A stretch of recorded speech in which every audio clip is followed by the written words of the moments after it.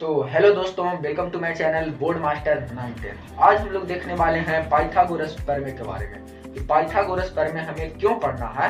तो पाइथागोरस प्रमेय हमें इसलिए पढ़ना है क्योंकि इसका आगे जाकर के जो उपयोग है बहुत ही अधिक होता है। जैसे में त्रिभुज में होता है, चतुर्भुज में होता है, त्रिकोणमितीय में होता है। इन सभी चीजों में हमारा पाइथागोरस प्रमेय का अहम भूमिका है। तो आइए पाइथागोरस प्रमेय को एक झलक देखते हैं। तो पाइथागोरस प्रमेय कहता है ये जो त्रिभुज आप लोग देख रहे हैं दोस्तों, ये जो त्रिभुज है ये समकोण त्रिभुज है। तो समकोण त्रिभुज में ये 90 डिग्री है। समकोण त्रिभुज में बी कौन डिग्री है? 90 डिग्री है। और 90 डिग्री के सामने वाली भुजा को कर्ण कहते हैं।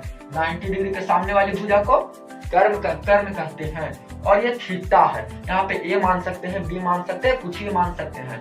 इसके सामने वाली भुजा को लंब कहते हैं। थीटा के सामने वाली भुजा को क्या कहते हैं? लंब कहा जाता है। और जो सबसे लास्ट में बचा उसको हम लोग आधार कहते हैं, बेस कहते हैं। तो आइए दोस्तों, पाइथागोरस प्रमेय से हमको 6 फार्मूला निकल करके आया है दोस्तों।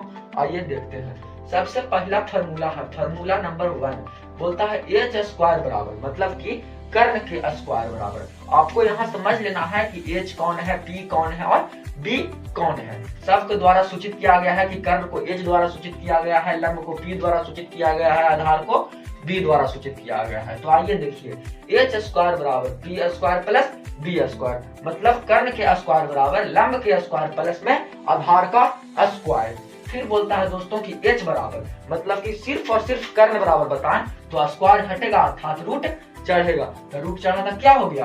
P square plus B square, अर्थात कर्ण बराबर रूट अंदर में लंब के स्क्वायर प्लस में आधार के क्या हो जाएगा? स्क्वायर हो जाएगा।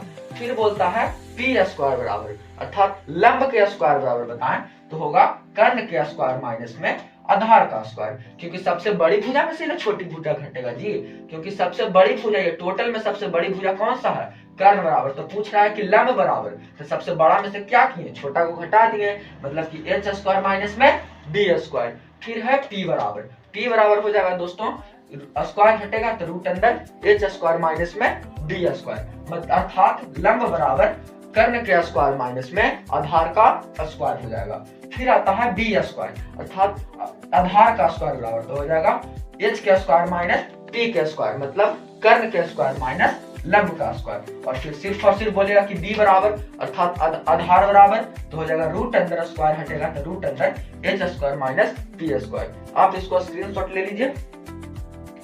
यही पाइथागोरस प्रमेय को पढ़ करके आप त्रिभुज, चतुर्भुज और त्रिकोणमिति में तो अहम भूमिका, सबसे ज्यादा भूमिका पाइथागोरस प्रमेय का है। क्लास 10th वाले